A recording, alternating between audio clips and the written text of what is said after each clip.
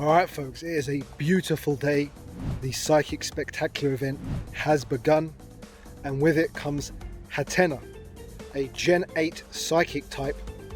Obviously Niantic recently dropped the starters and Dreepy, and I think now with these new events they're going to slowly start giving us more.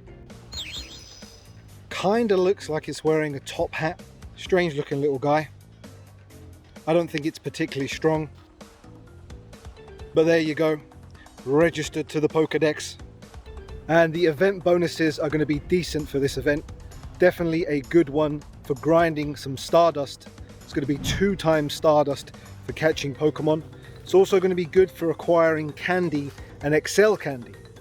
It's going to be increased odds for more candy with nice throws or better, and the same for Excel candy. And even the wild encounters are going to be decent as well, a lot of which can be shiny. So definitely worth going after some of those shiny Psychic types if you need them. And because of the 2 times Stardust bonus, we've got Pokemon like Morlul in the wild. That's going to be very good. Never skip on those Morluls. Pop a star piece, grind some of those. Definitely going to be good for acquiring that Stardust. Personally, I'm after the shiny Spritzy and the shiny Swirlix. Those are 2 that I just have never got before, so I'm going to be shiny hunting those. And even the field research tasks for this event are going to be decent. Once again, a lot of which can be shiny. Obviously Hatenna can't, but you can find that in field research tasks as well. And Morlul can be found in those tasks. So what you can do is stack a load of those Morlul tasks, and with the star piece on, you're going to be getting some good returns for Stardust in terms of that. But not only that, if you need the shiny, Morlul has an increased shiny odds during this event from field research tasks. So I personally do need the shiny, so I'm definitely going to be going after that. Shiny check. Got the collection challenges for this event as well. Always worth doing, as they kind of add an extra layer to these events. The paid time research is also fairly decent, $199 or whatever that is in your equivalent pricing. I've picked it up because I think the rewards are decent. You're also going to get a lot of Morlul encounters through this research, and if you're after the shiny like me, it's definitely worth it as well. And once again, obviously you get that decent Stardust from those Morluls, so always capture them. It's also definitely worth mega evolving a Pokemon. That's going to give you those bonuses towards those Psychic types. So I've mega evolved Rayquaza, as that does give you the bonus towards capturing Psychic types. Obviously if you've got something like Mega Alakazam, that's going to help you out as well. With this event you obviously have the release of Dynamax Beldum as well, which means you can acquire the Dynamax Metagross. 400 particles though to do a Beldum Dynamax max battle encounter, I think is pretty hefty amount. And as I was saying in my previous longer video, wondering how much it was going to be to enter in the future, makes me wonder how much a level 5 max battle is going to be to do. I hope it's not something ridiculous. I think 500 or 600 particles is enough. Knowing Niantic though, it's probably going to be something like 800 particles. And obviously the cap that you can acquire every day is 800 particles. On top of that, just the cost to level up some of these Dynamax Pokemon with their first, second and even third moves, it starts to be a bit ridiculous in terms of the amount of particles you need.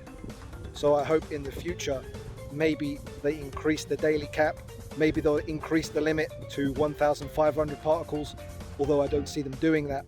And the cap which you get each day means that you're going to have to be sparing in terms of how you use those particles and what you do with them. Are you going to battle? Are you going to level up today?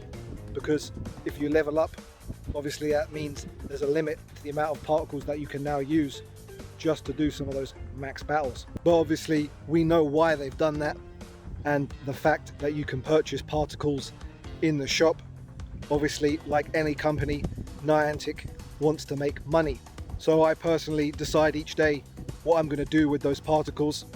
Am I going to go out and do a few max battles, try and acquire a decent Dynamax Pokemon, still personally after a decent Dynamax Charmander? Or am I that day going to just level up some of my Dynamax Pokemon? And obviously we're still waiting on Mega Metagross. Bit of a tongue twister, but I wonder when they are going to drop that. Obviously there's still quite a few Megas to be released in the game, including of course Mega Mewtwo, but I imagine they'll drop that during a Go Fest or big event in the game.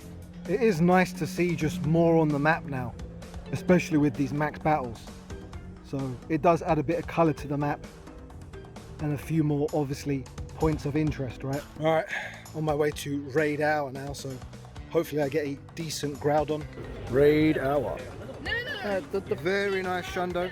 Very nice Shundo. Back from Raid Hour. That was definitely very profitable because I did manage to acquire a shiny Groudon, but not only that, I managed to acquire the 4-star, i.e. 100% Groudon. Pretty chuffed with that. That probably is one of the best Raid Hours I've ever done, and shout out to my local community. Amazing Raid Hour. Eventually. And looks like clicking on those Swirlixes did pay off, as I did manage to get a shiny one. Alright folks, that is about it from me. Please elite slap the like button if you made it this far, much appreciated. Obviously still plenty happening in Pokemon Go coming up. Even this weekend we have a research day, and recently announced the Galarian birds in the not so distant future. Their shiny variants are going to be available, and we're also going to be getting shiny Zacian and Zamazenta in the near future too. That's about it from me though. Everyone please take care, and catch you all in the next one.